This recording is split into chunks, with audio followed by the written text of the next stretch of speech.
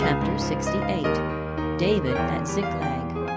This chapter is based on 1 Samuel 29, chapter 30, and 2 Samuel 1.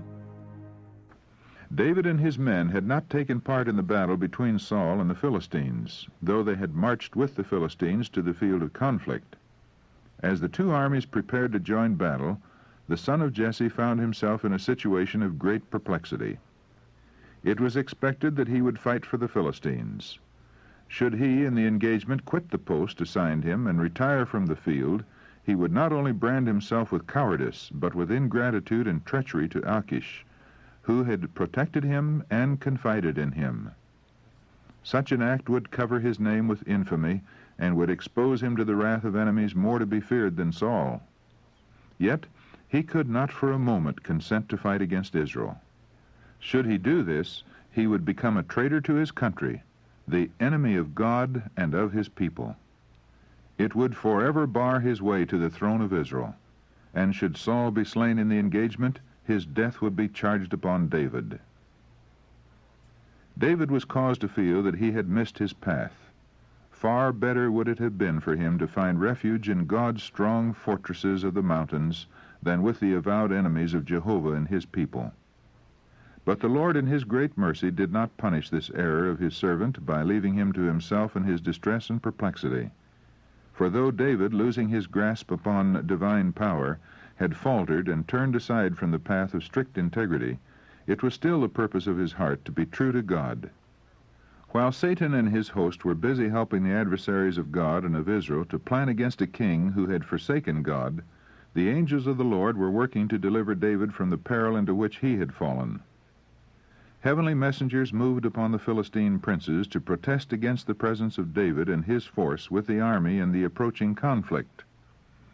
"What do these Hebrews here?" cried the Philistine lords, pressing about Achish.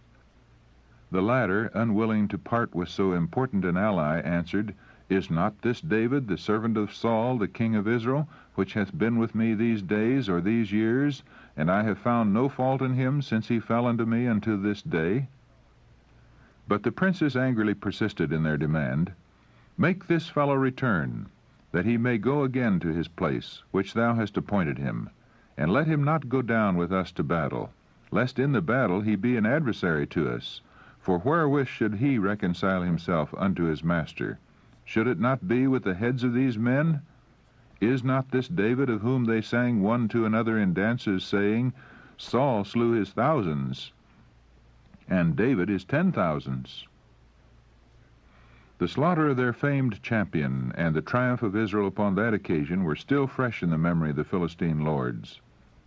They did not believe that David would fight against his own people, and should he, in the heat of battle, take sides with them, he could inflict greater harm on the Philistines than would the whole of Saul's army.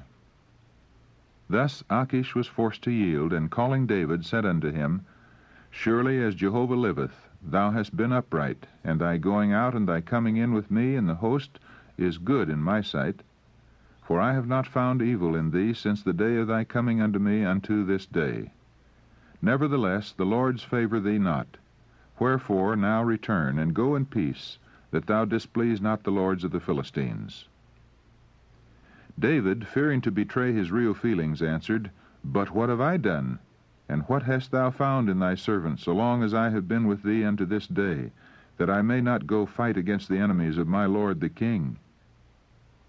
The reply of Achish must have sent a thrill of shame and remorse through David's heart, as he thought how unworthy of a servant of Jehovah were the deceptions to which he had stooped. "I know that thou art good in my sight, as an angel of God," said the king. Notwithstanding, the princes of the Philistines have said, "He shall not go up with us to the battle. Wherefore now rise up early in the morning with thy master's servants that are come with thee, and as soon as ye be up early in the morning, and have light, depart." Thus the snare in which David had become entangled was broken, and he was set free. After 3 days' travel, David and his band of 600 men reached Ziklag, their Philistine home, but a scene of desolation met their view. The Amalekites, taking advantage of David's absence with his force, had avenged themselves for his incursions into their territory. They had surprised the city while it was left unguarded, and having sacked and burned it, had departed, taking all the women and children as captives with much spoil. Dumb with horror and amazement, David and his men for a little time gazed in silence upon the blackened and smoldering ruins. Then, as a sense of their terrible desolation burst upon them, those battle-scarred warriors lifted up their voice and wept until they had no more power to weep.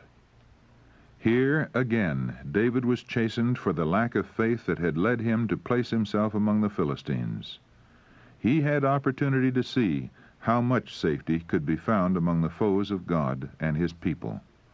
David's followers turned upon him as the cause of their calamities. He had provoked the vengeance of the Amalekites by his attack upon them. Yet, too confident of security in the midst of his enemies, he had left the city unguarded. Maddened with grief and rage, his soldiers were now ready for any desperate measures, and they threatened even to stone their leader. David seemed to be cut off from every human support. All that he held dear on earth had been swept from him. Saul had driven him from his country. The Philistines had driven him from the camp. The Amalekites had plundered his city. His wives and children had been made prisoners, and his own familiar friends had banded against him and threatened him even with death. In this hour of utmost extremity, David, instead of permitting his mind to dwell upon these painful circumstances, looked earnestly to God for help. He encouraged himself in the Lord. He reviewed his past eventful life. Wherein had the Lord ever forsaken him? His soul was refreshed in recalling the many evidences of God's favor. The followers of David, by their discontent and impatience, made their affliction doubly grievous, but the man of God, having even greater cause for grief, bore himself with fortitude. What time I am afraid, I will trust in thee. Psalm 56, verse 3, was the language of his heart. Though he himself could not discern a way out of the difficulty, God could see it and would teach him what to do. Sending for Abiathar the priest, the son of Ahimelech, David inquired of the Lord, saying, If I pursue after this troop, shall I overtake them? The answer was, Pursue, for thou shalt surely overtake them, and shalt without fail recover all. 1 Samuel chapter 30, verse 8, Revised Version. At these words the tumult of grief and passion ceased. David and his soldiers at once set out in pursuit of their fleeing foe. So rapid was their march that upon reaching the brook Besor, which empties near Gaza into the Mediterranean Sea, 200 of the band were compelled by exhaustion to remain behind. But David with the remaining 400 pressed forward, nothing daunted. Advancing, they came upon an Egyptian slave, apparently about to perish from weariness and hunger. Upon receiving food and drink, however, he revived, and they learned that he had been left to die by his cruel master, an Amalekite belonging to the invading force. He told the story of the raid and pillage, and then, having exacted a promise that he should not be slain or delivered to his master, he consented to lead David's company to the camp of their enemies. As they came in sight of the encampment, a scene of revelry met their gaze. The victorious hosts were holding high festival. They were spread abroad upon all the earth, eating and drinking and dancing, because of all the great spoil that they had taken out of the land of the Philistines and out of the land of Judah. An immediate attack was ordered, and the pursuers rushed fiercely upon their prey. The Amalekites were surprised and thrown into confusion. The battle was continued all that night and the following day until nearly the entire host was slain. Only a band of 400 men, mounted upon camels, succeeded in making their escape. The word of the Lord was fulfilled.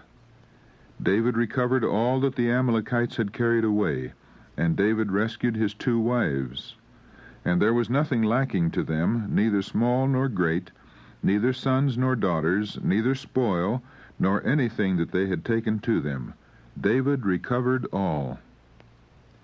When David had invaded the territory of the Amalekites, he had put to the sword all of the inhabitants that fell into his hands. But for the restraining power of God, the Amalekites would have retaliated by destroying the people of Ziklag. They decided to spare the captives, desiring to heighten the honor of the triumph by leading home a large number of prisoners, and intending afterward to sell them as slaves.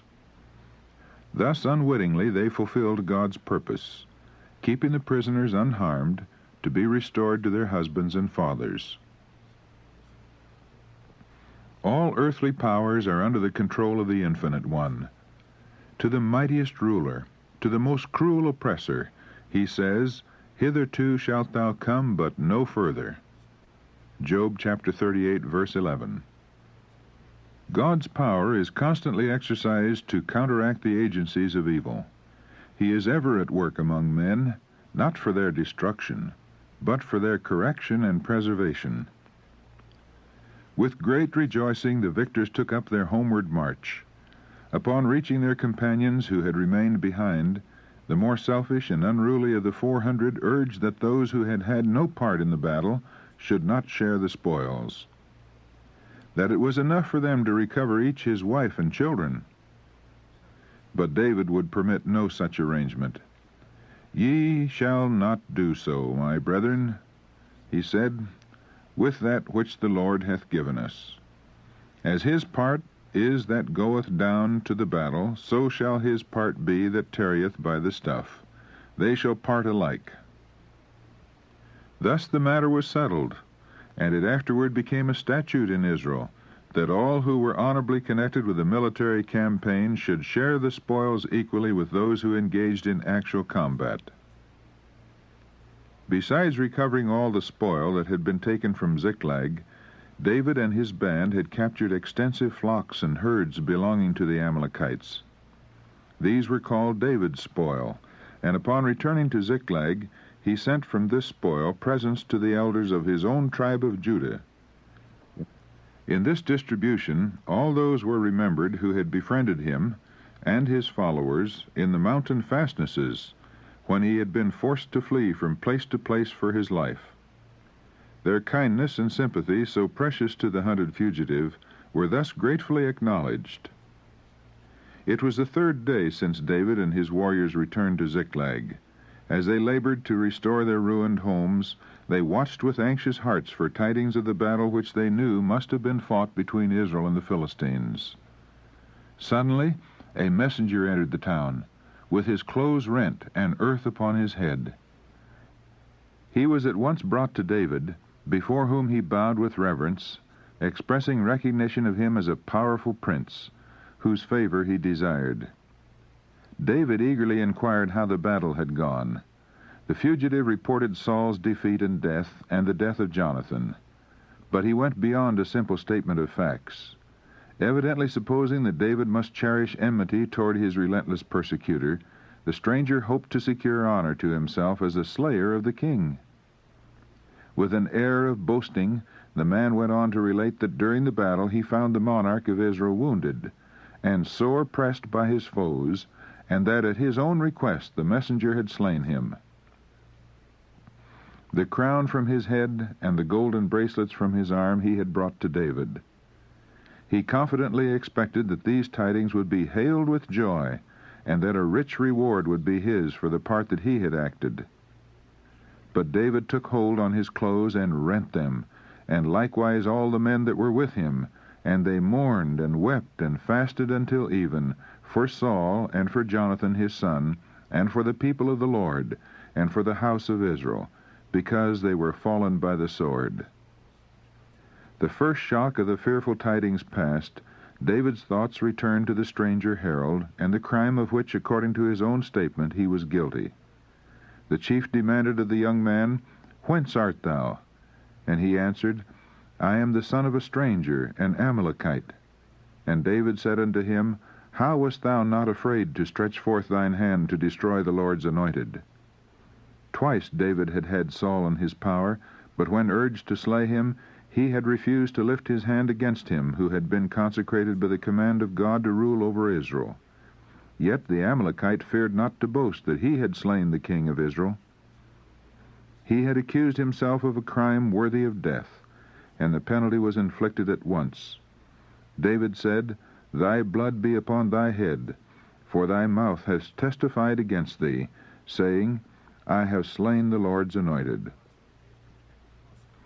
David's grief at the death of Saul was sincere and deep, evincing the generosity of a noble nature.